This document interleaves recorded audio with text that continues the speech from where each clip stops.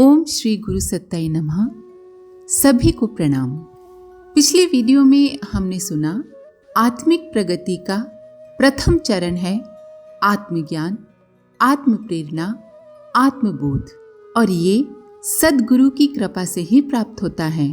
अध्यात्म क्षेत्र में मार्गदर्शक की महत्ता बड़ी महत्वपूर्ण है। पुरुषार्थ तो स्वयं करना पड़ता है, पर उंगली पकड़कर रास्ता दिखाने का काम गुरु ही करते हैं। गुरु की कृपा आत्म प्रेरणा के रूप में आती है तथा बोध कराती है कि हमें क्या करना है, हमें मनुष्य जीवन क्यों मिला है, इसका लक्ष्य क्या है। आत्मिक प्रगति का दूसरा चरण है कर्म अर्थात कर्मयोग। उच्च आदर्शों से ओतप्रोत कर्म करना, कर्मनिष्ठ होना, स्वयं कष्ट सहकर पिछड़े और दुखियों की सहायता करना, यही कर्मयोग है।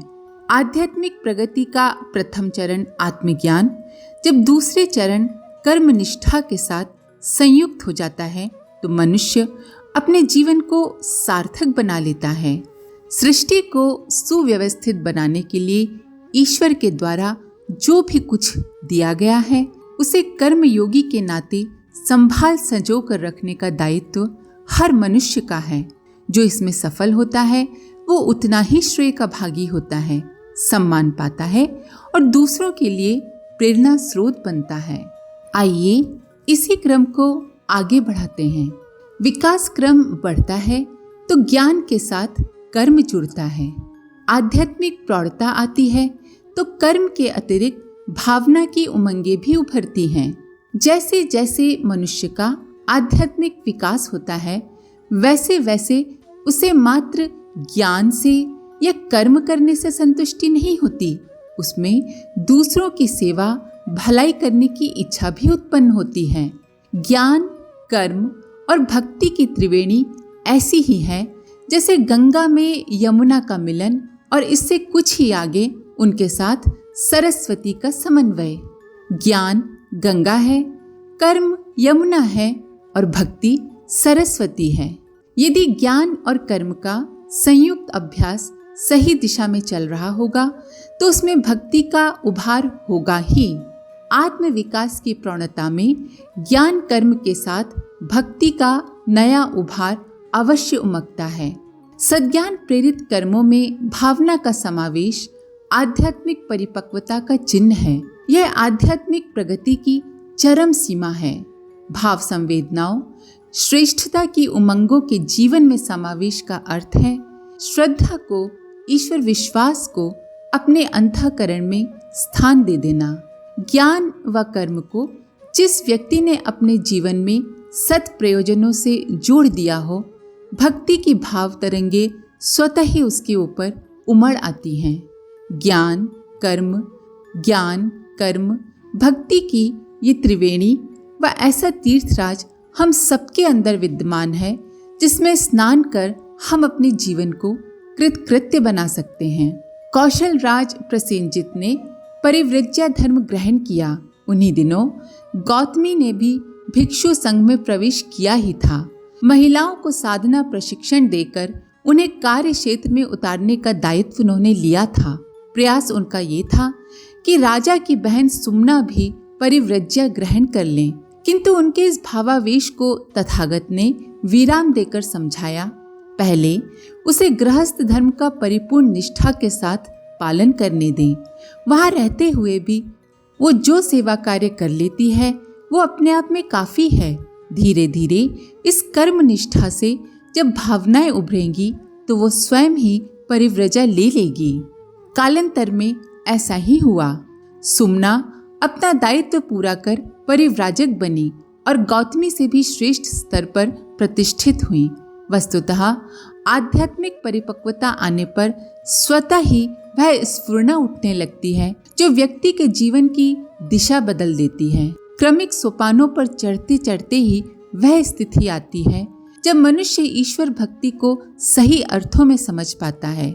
श्रम व कर्म की अवहेलना कर भक्ति की बात तो सोचना ही नहीं चाहिए। अश्वघोष को वैराग्य हो गया। संसार से विरक्त होकर उन्होंने घर परिवार त्याग दिया तथा ईश्वर दर्शन की अभिलाषा से वो जहां तहां भटके, पर शांति न मिली।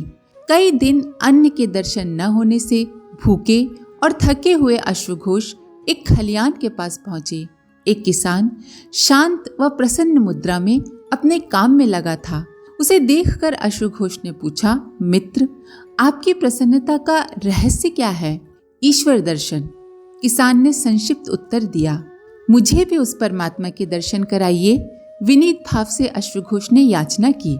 अच्छा कहकर किसान ने थोड़े चावल निकाले, उन्हें पकाया, 2 भाग किए, एक स्वयं अपने लिए, दूसरा अश्वघोष के लिए। दोनों ने चावल खाए। किसान अपने काम में लग गया।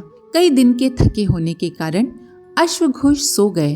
प्रचंड भूख में भोजन और कई दिन के श्रम के कारण गहरी नींद आ गई, और जब वो सोकर उठे तो उस दिन जैसी शांति व हल्का फुल्का उन्होंने पहले कभी अनुभव नहीं किया था। किसान का दिया संदेश उन्हें अच्छी तरह समझ में आ गया। क्षणिक वैराग्य मिटा और उन्होंने अनुभव किया कि अनासक्त कर्म ही वह सीढ़ी है जिस पर चढ़कर ईश्वर साक्षात्कार का पथ प्रशस्त हो सकता है। कर्म से, कर्तव्य से पलायन करके नहीं। ऋषि मुद्गल कुरुक्षेत्र की धर्म भूमि में तपस्यारत थे। धर्माचरण, आराधना और उदार व्रति द्वारा जीवन निर्वाह उनके आदर्श थे। मास के पहले पक्ष में वे खेतों से धान बीनकर चावल एकत्र करते, दूसरे पक्ष में उसे यज्ञ और अतिथि सत्कार में व्यय कर देते। ऋषि दुर्वासा 6000 शिष्यों सहित ऋषि मुद्गल की परीक्षा हेतु उनके आश्रम पर कई बार गए, और निष्प्रह मुद्गल ने उन्हें हर बार आतिथ्य द्वारा पूर्णतः संतुष्ट कर दिया। दुर्वासा ऋषि मुद्गल पर कृपालु हुए। उन्होंने कुरुक्षेत्र के इस तपस्वी को स्वर्ग प्राप्ति का वरदान दिया, पर ऋषि मुद्गल ने स्वर्ग ले जाने के लिए आए देवदूतों को नम्रता पूर्वक मना करते हुए कहा, हे दूतों, खेद है कि तुम्हें मेरे बिना ही स्वर्ग लौटना पड़ेगा। मैं तुम्हारा साथ नहीं दे सकूंगा। जिस लोक में कर्म का स्थान नहीं, जहाँ केवल सुख ही भोगा जाता है, मैं वहाँ नहीं जाना चाहता। कर्म करते हुए ही मैं 100 वर्षों तक जीने की इच्छा रखता हूँ।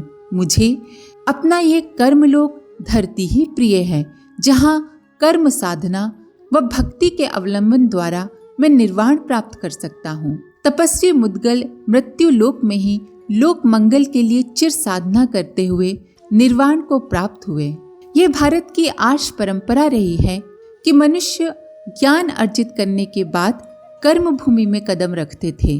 प्रौढ़ता की स्थिति आने पर अंदर से स्वतः ही भक्ति का उभार आता था व परिव्रज्या धर्म निभाने लोग घर छोड़कर निकल पड़ते थे। जब जब जैसी स्थिति विनिर्मित हुई है, महामानव उस स्थिति के अनुसार जन समुदाय को दिशा देते आए हैं। चैतन्य महाप्रभु ने देखा कि भक्ति योग की धारा का तो लोप ही हो चुका है। भक्ति पर श्रृंगार रस अपने विकृत रूप में जन समुदाय पर छाया हुआ है। लक्ष्य प्राप्ति के स्थान पर वह कुत्सित मनोरंजन का साधन बन गया है। उन्होंने बंगाल से वृंदावन तक पद यात्रा की। रास्ते भर भक्ति की धारा प्रवाहित करते आए। शुष्क हृदयों से शून्य को मिटाया। उन्हें कर्म करने के बाद भक्ति योग का मार्ग अपनाने के लिए प्रेरित किया तथा विकृत मान्यताओं का निवारण किया। वृंदावन में उन्होंने भगवान श्री कृष्ण की जीवन गाथा को प्रेरणा परक मोड़ देकर उन स्थानों को जीवंत तीर्थ बना दिया जहां भगवान ने कभी अपनी लीला रची थी। भक्ति का जीवन के साथ ये समन्वय ही इस अवतारी महाशक्ति की विशेषता थी। बाल गंगाधर तिलक स्वतंत्रता संग्राम के सेनानी थे। जीवन भर कर्म में विश्वास रखने वाला यह योद्धा जब अंग्रेजों द्वारा जेल में बंद कर दिया गया तो उन्होंने वहां भी गीता रहस्य लिख डाला। परिस्थितियों के प्रतिकूल होते हुए भी ज्ञान व भक्ति की समन्वित धारा पर ऐसी विस्तृत समीक्षा युक्त विवेचना जेल में लिखी जाना उनकी आंतरिक परिपक्वता का ही परिणाम था। अंतः से जब प्रभु के प्रति समर्पण का उल्लास फूटता है तो वो यह स्वरूप भी ले लेता है, और जब देशभक्ति के रूप में निकलता है तो भगत सिंह, आजाद जैसे फांसी पर चढ़ जाने वाले वीर बलिदानियों के त्याग उत्सर्ग का स्वरूप ले लेता है। यह सब विकास के क्रमिक सोपान व उनकी बहिर अभिव्यक्तियां हैं। आदर्शों के प्रति प्रेम, पिछड़ों को उठाने की, बढ़तों को बढ़ाने की सहज उत्कंठा में ही भक्ति की झांकी मिलती है, जो दिव्य व विशाल होती है। भक्ति का अर्थ होता है श्रेष्ठता से प्रगाढ़ स्नेह, श्रेष्ठता से प्रेम, श्रेष्ठता ही ईश्वर है। भक्ति हमेशा सौद्देश्य होती है और उसमें देवत्व के अनुरूप ही आत्म विस्तार की भावना का समावेश होता है। सच्चा भक्त कभी भी अपने से छोटों पिछड़ों को उठाए बिना अपने उत्कर्ष की बात नहीं सोचता। भक्ति का अर्थ विहल होकर भगवान का नाम स्मरण करना ही नहीं है, बल्कि अपने भीतर उमड़ने वाली श्रद्धा और करुणा से असंख्यों असमर्थों को अनुप्राणित करना है, उनकी मदद करना है, उनको ऊंचा उठाना है। मदन मोहन मालवीय किसी अंग्रेज अफसर से मिलने जा रहे थे। अभी थोड़ी ही दूर पहुंचे थे कि रास्ते में पड़ी हुई एक निर्धन स्त्री दिखाई दी। उसके पाँव में घाव हो गए थे, मक्खियां काट रही थी, इससे उसे असहाय वेदना हो रही थी। मालवीय जी ने अपनी घोड़ा गाड़ी रुकवाई, स्वयं उतरे और उस स्त्री को उठाकर गाड़ी में बिठाकर अस्पताल की ओर चल पड़े। एक युवक ने ये देखा तो दौड़ा दौड़ा आया और बोला, पंडित जी, इस स्त्री को लाइए, मैं अस्पताल पहुंचा देता हूँ। आप तो किसी आवश्यक कार्य से जा रहे हैं, आप जाइए, आपका समय ज्यादा मूल्यवान है। मालवीय जी ने कहा, ये कार्य ज्यादा आवश्यक है, मैं इसी के लिए तो जिंदा हूँ।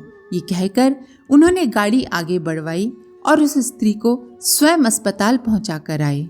राजकुमार सिद्धार्थ और मंत्री पुत्र देवदत्त दोनों साथ साथ बगीचे में घूमने जा रहे थे। सहसा सिद्धार्थ ने देखा 2 सुंदर राजहंस आकाश में जा रहे हैं। वो बड़े प्रसन्न हो उठे, बोले, देवदत्त देखो तो कितने सुंदर पक्षी जा रहे हैं। देवदत्त ने ऊपर देखा और अपना धनुष बाण उठाया और एक पक्षी को मार गिराया। सिद्धार्थ की प्रसन्नता शोक और व्याकुलता में परिणत हो उठी। वे दौड़े और रक्त से सने राजहंस को गोदी में उठा लिया, सीने से लगाकर रोने लगे। देवदत्त बोले, इस पर मेरा अधिकार है सिद्धार्थ, देखते नहीं इसे मैंने अपने बाण से मारा है। सिद्धार्थ बिना कुछ कहे सुने पक्षी को लेकर चले गए और अपने भवन में पहुंचकर उसकी सेवा शुश्रूषा करने लगे। देवदत्त ने उस समय राजकुमार समझकर कुछ झगड़ा नहीं किया। एक बार पुनः पक्षी को मांगा, किंतु जवाब में इनकार ही मिला। सिद्धार्थ बड़े प्रेम से राजहंस की सेवा कर रहे थे। देवदत्त ने न्याय प्राप्ति के लिए महाराज के पास जाकर शिकायत की। महाराज ने दोनों को राज दरबार में उपस्थित होने की आज्ञा दी। एक और देवदत्त खड़े थे, दूसरी ओर सिद्धार्थ अपनी गोद में पक्षी को लिए खड़े थे। देवदत्त ने अपना तर्क प्रस्तुत किया, महाराज, मैंने पक्षी को बाण मारा, इसलिए इस पर मेरा अधिकार है। सिद्धार्थ बोले, किंतु मैंने इसे बचाया है। मारने वाला नहीं, बचाने वाला बड़ा होता है, इसलिए उसका ही अधिकार होना चाहिए। महाराज ने पक्षी को दोनों के बीच में छुड़वा दिया और पक्षी स्वयं सिद्धार्थ के पास चला गया। यही है वो अंतः की भावना जो बचपन में बीज रूप में जन्म लेकर बाद में आत्म विस्तार का स्वरूप लेती है और व्यक्ति को विश्व मानव बना देती है। प्रसिद्ध साहित्यकार व मराठा दैनिक के संपादक आचार्य प्रहलाद केशव अत्रे ने अपने जीवन भर की जमा पूंजी करीब 50 लाख रुपयों की अमानत को भारत की जनता के नाम वसीयत में लिख दिया। परिवार वालों को अपनी संपदा में से मात्र उतना ही लेने का प्रावधान रखा जितना कि विवेक सम्मत था। उनका ये मत था कि जो स्वयं हाथ से कमाने योग्य हैं, उसका इस संपत्ति पर कोई अधिकार नहीं। अपनी संपदा का ट्रस्ट बनाकर विश्वस्त ट्रस्टी नियुक्त किए तथा पत्नी को 500 रुपये प्रति माह सारे खर्च सहित वसीयत में लिख दी। अपनी संतानों को उन्होंने अपनी संपदा में से एक भी पैसा नहीं दिया। उन्होंने वसीयत में लिखा, सारा देश मेरा कुटुंब है, इन्हें अपना स्वजन उत्तराधिकारी मानकर मैं सब कुछ उन्हें समर्पित कर जा रहा हूँ। प्रेम जब शरीर परिवार तक सीमित रहता है तो उसे मोह कहा जाता है। किंतु जब वह व्यापक आत्मीयता के रूप में प्रकट होता है तो भक्ति भावना के रूप में सराहा जाता है। उसकी परिणति उदार सेवा साधना के रूप में होती है। सभी अपने लगते हैं, कोई बेगाना नहीं रहता। अपनों को सुखी और सुसंस्कृत बनाने के लिए आकुलता उत्पन्न होना स्वाभाविक है। भक्तजनों में ऐसी ही पारमार्थिक आकुलता पाई जाती है। वे लेने की बात तो भूल ही जाते हैं, उन्हें तो सिर्फ देना ही स्मरण रहता है। परिवार से प्रेम आरंभ होता है एवं विश्व परिवार तक पहुंचकर विस्तृत बन जाता है। जो परिवार को स्नेह सहकार से न भर सका, वो भला विश्व को क्या प्यार बांट पाएगा। एक स्त्री ने एक संत को बताया, मैं इतने दिनों से भगवान की भक्ति कर रही हूँ, पर मुझे तो आज तक उन्होंने कभी स्वप्न में भी दर्शन नहीं दिया, और आप कहते हैं कि भगवान कभी भी हमसे अलग नहीं होते। बात ये थी कि वो स्त्री पूजा पाठ तो करती थी, पर अपने परिवार, पड़ोसी और संबंधियों के साथ उसका व्यवहार बहुत रूखा, अहंकारपूर्ण था। घर वाले उसके आचरण से दुखी थे। संत बोले, आज भगवान से पूछकर बताएंगे कि वो आपसे क्यों नहीं मिलते। दूसरे दिन स्त्री मिली तो संत बोले, भाई भगवान तुम पर नाराज हैं। कह रहे थे वो हमारे बच्चों से लड़ती, मारती, पीटती और द्वेष रखती है, इससे उससे मिलने का मन नहीं करता। स्त्री समझ गई। उस दिन से उसने अपना व्यवहार मीठा बना लिया। फलस्वरूप दूसरे लोग उसे इतना आदर और प्यार देने लगे कि वो शांति में ही ईश्वर की उपस्थिति अनुभव करने लगी। इसके आगे का अगले वीडियो में। आज के लिए इतना ही। अपने विचार कमेंट बॉक्स में जरूर लिखें। आप सभी का धन्यवाद। ओम शांति। हमारे YouTube चैनल को सब्सक्राइब करें और बेल आइकन को दबाकर ऑल पर क्लिक करें ताकि आने वाले सभी वीडियोस की नोटिफिकेशन आपको मिलती रहे।